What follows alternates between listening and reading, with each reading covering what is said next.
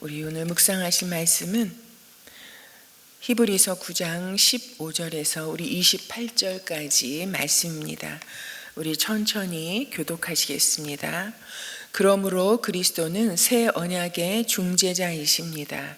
그는 첫 번째 언약 아래에서 저지른 범죄에서 사람들을 구속하시기 위하여 죽으심으로써 부르심을 받은 사람들로 하여금 약속된 영원한 유업을 차지하게 하셨습니다. 유언의 효력을 논의하는 경우에는 유언한 사람이 죽었다는 확인이 꼭 필요합니다. 유언이라는 것은 유언한 사람이 죽어야만 효력을 냅니다. 유언한 사람이 살아있는 동안에는 유언은 아무런 효력이 없기 때문입니다. 이러므로 첫 번째 언약도 피 없이 세운 것은 아닙니다. 모세가 율법을 따라 모든 계명을 백성에게 말한 뒤에 물과 붉은 양털과 우슬초와 함께 송아지 피와 염소 피를 취하여 언약책과 온 백성에게 뿌리고서 이것은 하나님께서 여러분에게 명하신 언약의 피입니다 하고 말하였습니다. 또 같은 방식으로 그는 장막과 제사의식에 쓰이는 모든 기구에도 피를 뿌렸습니다. 율법에 따르면 거의 모든 것이 피로 깨끗해집니다. 그리고 피를 흘림이 없이는 죄를 사함이 이루어지지 않습니다. 그러므로 하늘에 있는 것들의 모형물은 이런 여러 의식으로 깨끗해져야 할 필요가 있지만 하늘에 있는 것들은 이보다 나은 희생제물로 깨끗해져야 합니다. 그리스도께서는 참 성소의 모형에 지나지 않는 손으로 만든 성소에 들어가신 것이 아니라 바로 하늘 성소 그 자체에 들어가셨습니다. 이제 그는 우리를 위하여 하나님 앞에 나타나셨습니다. 대제사장은 해마다 짐승의 피를 가지고 성소에 들어가지만 그리스도께는 그 몸을 여러 번 바치실 필요가 없습니다. 그리스도께서 그 몸을 여러 번 바치셔야 하셨다면 그는 창세 이래로 여러 번 고난을 받아야 하셨을 것입니다. 그러나 이제 그는 자기를 희생제물로 드려서 죄를 없이 하시기 위하여 시대의 종말에 단 한 번 나타나셨습니다. 사람이 한 번 죽는 것은 정해진 일이요 그 뒤에는 심판이 있습니다.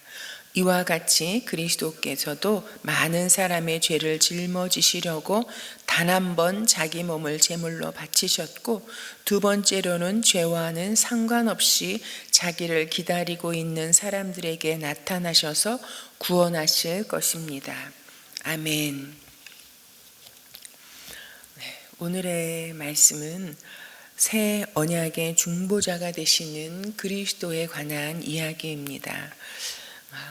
그리고 구약의 성막에서 참으로 성소에서 드려졌던 속죄 제사와 그리고 새 언약의 중재자로 오신 예수 그리스도의 피 흘리심으로 말미암아서 우리의 죄를 없이 해주셨을 뿐만 아니라 하나님의 그 언약을 우리에게 이루어 주신 사건을 이야기하고 있습니다. 여러분, 장막, 이 성막은 여러분 그 성막이 무엇입니까? 성막은 하나님의 거처죠.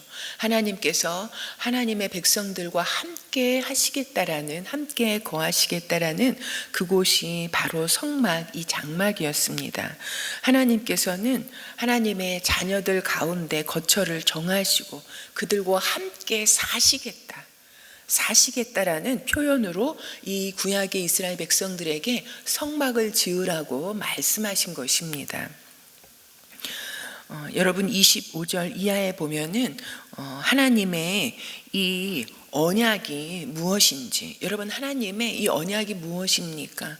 하나님은 그들의 하나님이 되고 이스라엘 백성들의 하나님이 되고 그리고 참으로 그들은 이스라엘 백성은 하나님의 백성이 될 것이다 라는 이런 하나님께서 여러분 그토록 자기 생명보다 어떻게 보면 더 귀하게 사랑하셨던 이 이스라엘 백성, 하나님의 사랑하는 백성들과 맺으셨던 언약의 핵심은 여러분 하나님이 우리의 아버지가 되시고 우리는 하나님의 자녀가 되어지는, 여러분 그래서 어떤 선지자는 그렇게 하죠.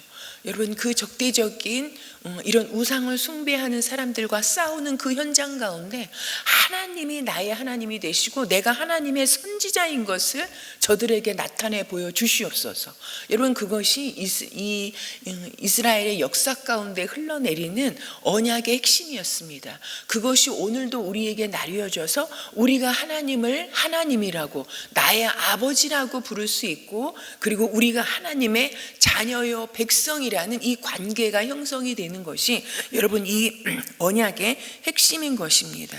여러분 이런 언약의 외형적인 표현이 무엇이냐면 여러분 성막을 짓고 그 성막 안에서 하나님과 교제하고 사귀면서 하나님께 제사를 드리는 그 일이었습니다. 하나님과의 맺은 하나님과 우리와의 관계를 확증하고 그리고 공고하게 하기 위해서 여러분 우리가 죄가 있으면 그 관계를 이룰 수 없잖아요.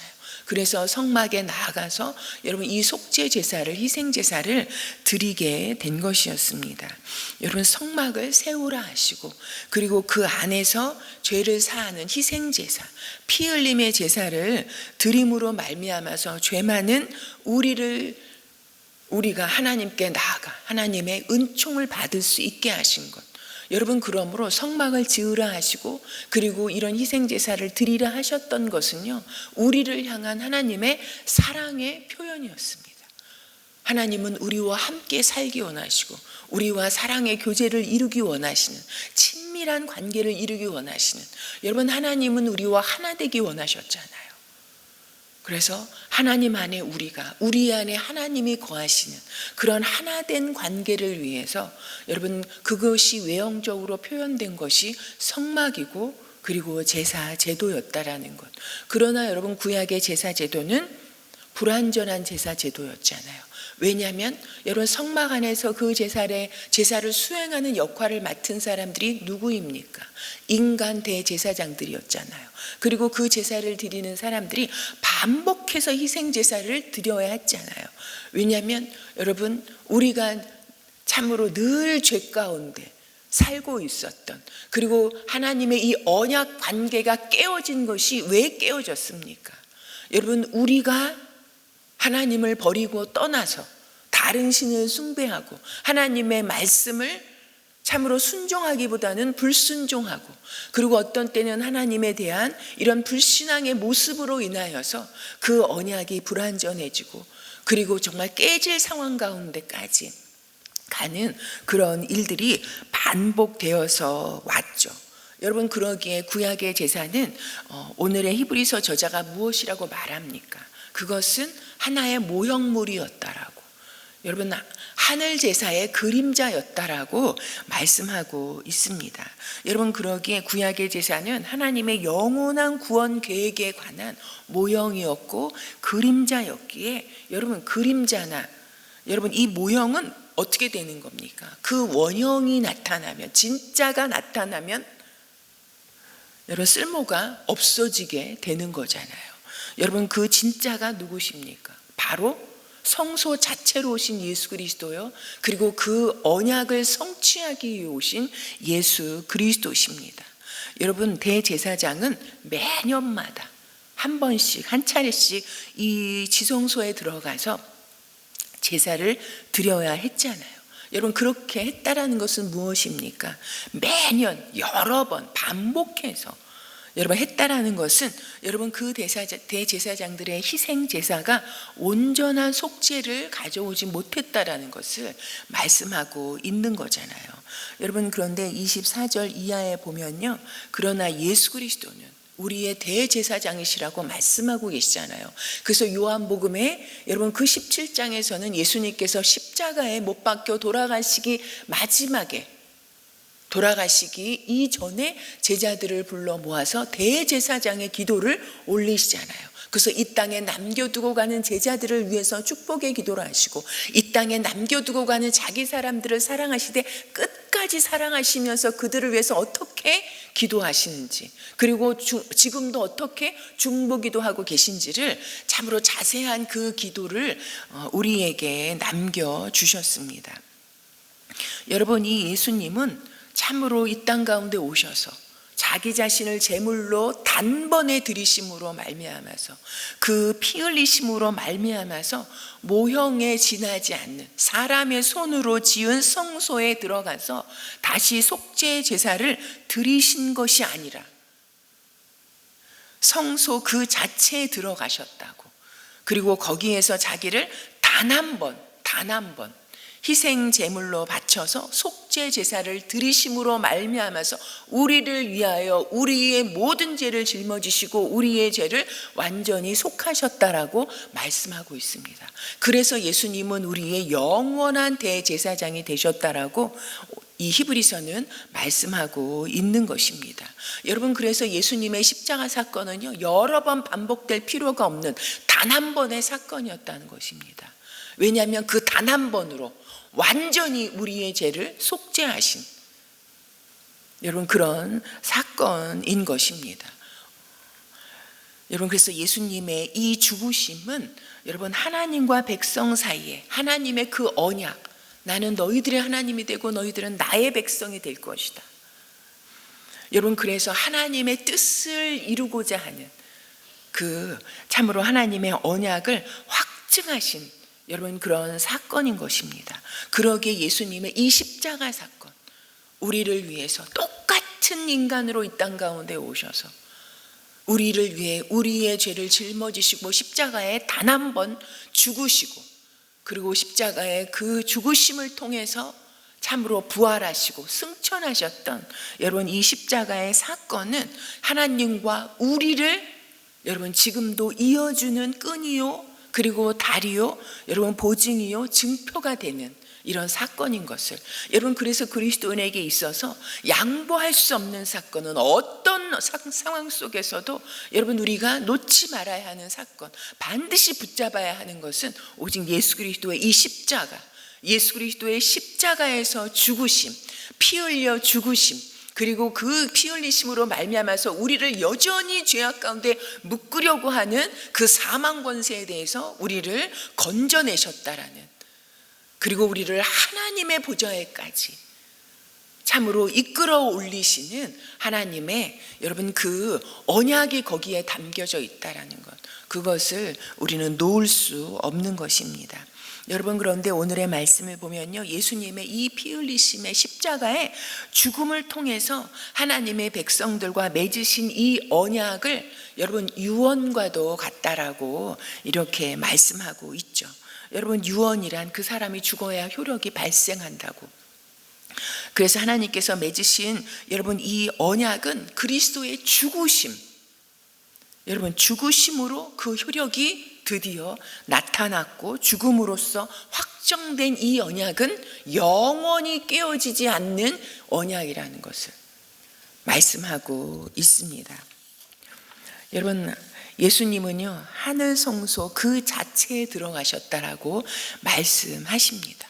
그래서 우리의 영원한 대제사장으로서 여러분 단 한 번 드려진 자신의 그 흘리신 그 피를 여러분 지금도 대제사장이 되시고 새 언약의 중재자가 되셨다라는 의미는 다른 것이 아니라 예수 그리스도께서 그 죽으심으로 흘리신 그 피를 하나님께 내어 보이시면서 우리의 죄를 없이 하실 뿐만 아니라 새 언약의 중재자로서 우리가 하나님의 언약 백성으로 그 언약을 이루고 성취하는 삶을 살도록, 우리 안에 하나님의 언약이 이루어지도록 우리를 위해서 하나님 보좌 우편에서 지금도 우리를 위해서 중보하시는 분이시라는 것을 말씀하고 있는 것입니다.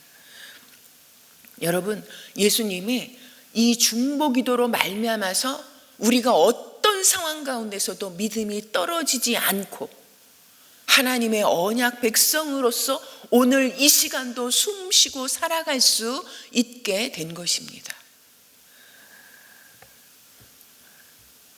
여러분, 그리고 그럴 뿐만 아니라 주님은 28절에 보면요, 주님은 반드시 자기 백성을 다시 불러 모으신다라고 말씀하고 있습니다.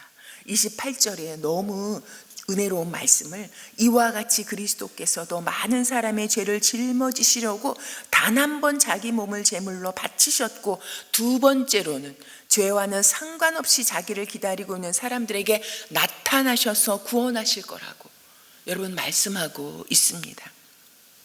여러분, 예수님께서는 반드시 다시 오십니다. 참으로 자기를 기다리는 자에게 주님은 반드시 나타나십니다.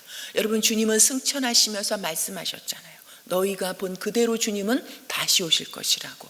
반드시 주님은 오신다라고. 그러나 이번에 오실 때에는 죄와는 상관없는 자들, 여러분, 죄와는 우리가 어떻게 상관없어요? 맨날 죄 속에 먹고 마시고, 여러분, 죄 속에 잠들고, 여러분, 이 죄악의 생각으로 다시 일어나고, 여러분, 그런 의미가 아니라 여러분, 참으로 우리 안에 믿음을 시작하신 예수 그리스도께서 우리의 믿음을 온전케 하실 뿐만 아니라 예수님을 바라보고 오늘도 하나님의 언약을 붙잡고 꾸준히 그 길을 걸어가는 사람들, 오늘도 주님을 사모하고 주님을 기다리고 주님을 사랑함으로 주님의 말씀을 소중하게 여기고 그 말씀의 길을 걸어가는 자들, 여러분, 그러한 사람들을 주님께서는 모으실 거라고, 그들에게 주님의 구원을 나타내 보이실 거라고 말씀하고 있는 것입니다.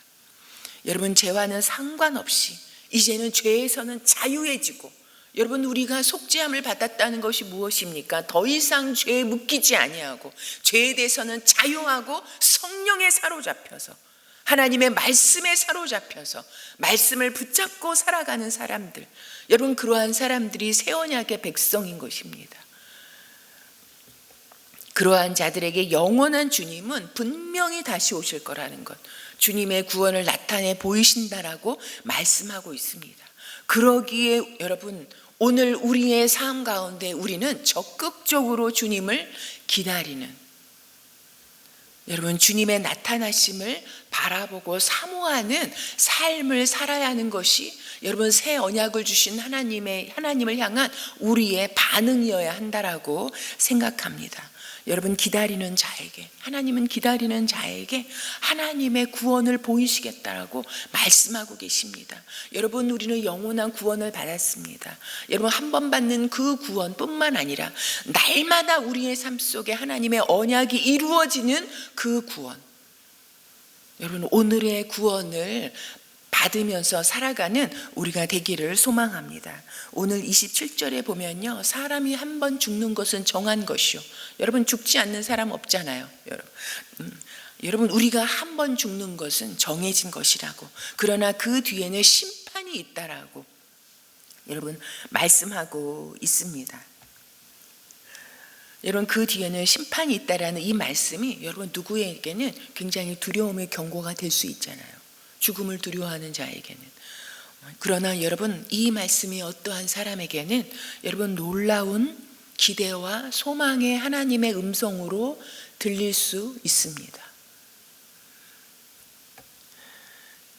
여러분, 자기를 기다리는 자에게 하나님을 참으로 죄와는 상관없이 참으로 예수님을 기다리는 사람에게 여러분, 주님은 나타나셔서 구원하시겠다라고 약속하십니다. 여러분, 다시 오실 주님을 기다리는 이 성도는 여러분, 주님은 반드시 다시 오신다. 오늘도 구원을 기다리는 자에게 주님은 나타나신다. 여러분, 이 소망을 가지고 살아간다면 여러분, 우리의 삶의 환경이 다 다르지만 동일한 게 있어요. 누구나 다 고난 있고 누구나 다 환난 있고 누구나 다 오늘도 겪어내야 할 갈등과 어려움과 여러분 슬픔이 우리를 기다리고 있다라는 것. 여러분, 그러나 그 속에서도 참으로 하나님을 향한 다시 나타나셔서 우리를 구원해 주실, 우리 삶에서 우리를 구원해 내실 그 하나님을 향한 소망을 잃지 않는 믿음으로 오늘도 하나님의 언약의 길, 하나님의 말씀의 길, 하나님의 백성으로 주님과 함께 살아가면서 걸어가는 길을 넉넉히 걸어갈 수 있다라고 여러분 분명하게 믿습니다.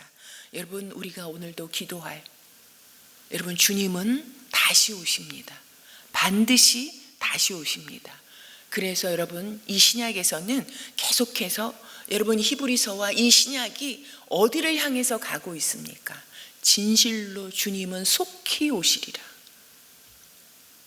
그래서 여러분, 신약의 마지막은 주 예수여 다시 오시옵소서. 여러분, 이렇게 우리가 오늘도 주님을 기다리는 마음으로, 오늘도 주님을 기다리는 마음으로 오늘을 살아가는 하나님의 백성된 우리가 되기를 소망합니다. 여러분, 그러한 오늘도 주님을 기다리는 마음으로 우리가 기도하며 나가기를 소망합니다. 여러분, 기도하는 것이 무엇입니까? 주님 얼른 오셔서 나타나셔서 이 문제 가운데, 나의 삶 가운데 하나님 구원을 보여주시옵소서.